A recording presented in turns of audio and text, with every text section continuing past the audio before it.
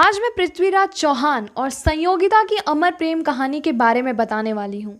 कैसे इन दोनों की लव स्टोरी स्टार्ट हुई और कैसे दोनों की मृत्यु हो गई। तो चलिए शुरू करते हैं। दिल्ली की राजगद्दी पर बैठने वाला अंतिम हिंदू शासक पृथ्वीराज चौहान का नाम कौन नहीं जानता। एक ऐसा वीर योद्धा जिसने अपने बचपन में ही शेर को परास्त कर दिया। ये बहुत कम लोगों को पता होगा कि वह एक प्रेमी भी थे। कन्नौज के महाराज जयचंद्र की पुत्री संयोगिता से प्रेम करते थे। दोनों में प्रेम इतना था कि राजकुमारी को पाने के लिए उनका अपहरण कर लिया। आज इस वीडियो में हम आपको संयोगिता और पृथ्वीराज चौहान की प्रेम कहानी बताएंगे और मोहम्मद गौरी के अंत की कहानी भी सुनाएंगे।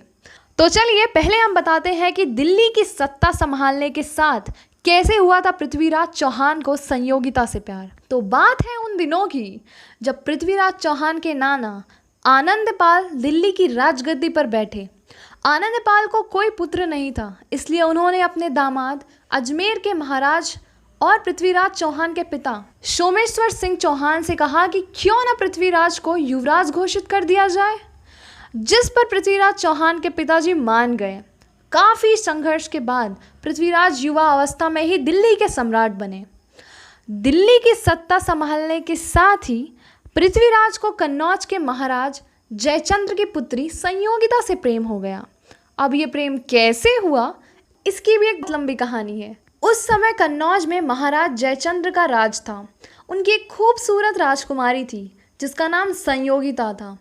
एक बार एक चित्रकार राजा जयचंद्र के राज्य में आया और उसके पास दुनिया की कई राजाओं के चित्र थे और उन्हीं में से एक चित्र दिल्ली के युवा सम्राट पृथ्वीराज चौहान का।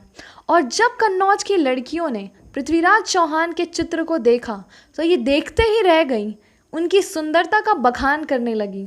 बात जब संयोगिता के कानों तक पहुंची तो पृथ्वीराज का चित्र देखने के लिए वो बहुत उतावली होने लगी और पहुंच गई उस चित्रकार के पास और चित्र देखने को कहा। पृथ्वीराज का चित्र देखकर पहले ही नज़र में संयोगिता को उनसे प्रेम हो गया और चित्रकार भी निकला बड़ा ही चालाक। झट से संयोगिता का चित्र बनाकर पृथ्वीराज चौहान के सामने प्रस्तुत हो गया।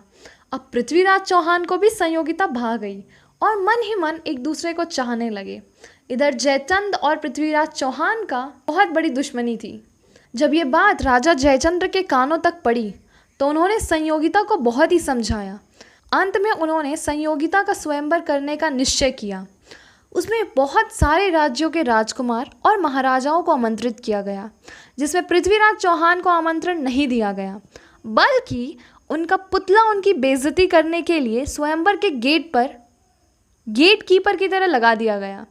इधर जब राजकुमारी संयोगिता स्वयंवर में आई तो पृथ्वीराज कहीं नहीं नजर आ रहे थे। इसी समय उनकी नज़र गेट पर खड़े पृथ्वीराज की मूर्ति पर पड़ी और उन्होंने आगे बढ़कर वरमाला जैसे ही उस मूर्ति के गले में डालनी चाही, फौरन पृथ्वीराज उस मूर्ति के पीछे से आए और संयोगिता उनके गले में वरमाला डाल देती है। जब ये बात राजा को पता चलती है तो तलवार लेकर संयोगिता को मारने के लिए आए, लेकिन पृथ्वीराज चौहान संयोगिता को अपने साथ लेकर वहां से जा चुके थे। अब राजा जयचंद्र बदला लेने के उद्देश्य से मोहम्मद गौरी से मित्रता कर लेते हैं और दिल्ली पर आक्रमण कर देते हैं।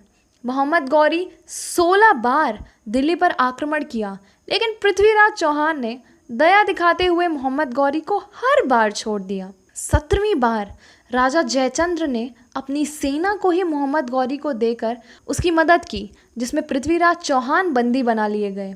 उनकी आंखें गर्म सलाखों से जला दी, अलग अलग तरह की यातनाएं भी दी गईं। अंततः मोहम्मद गौरी ने पृथ्वीराज को मारने का फैसला किया। तभी महाकवि चंद्रवरदाई ने मोहम्मद गौरी को पृथ्वीराज की एक कला के बारे में बताया। चंद्रवरदाई जो एक कवि थे और पृथ्वीराज चौहान के खास दोस्त भी थे, उन्होंने मोहम्मद गौरी को बताया कि पृथ्वीराज एक ऐसी कला जानते हैं जिसके द्वारा वह शब्द सुनकर ही ठीक प्रकार से निशाना लगा सकते हैं।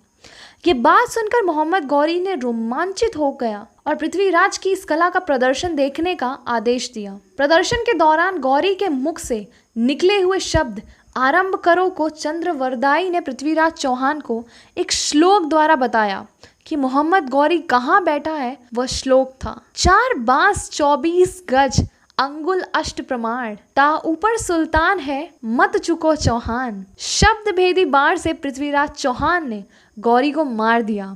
साथ ही दुश्मनों के हाथों मरने से बचने के लिए चंद्रवरदाई ने पृथ्वीराज चौहान को और पृथ्वीराज चौहान ने चंद्रवरदाई को मार दिया। जब इस बात की जानकारी संयोगिता को मिली तो वह भी सती हो गई। इतिहास के स्वर्ण अक्षरों में अपनी प्रेम कहानी है।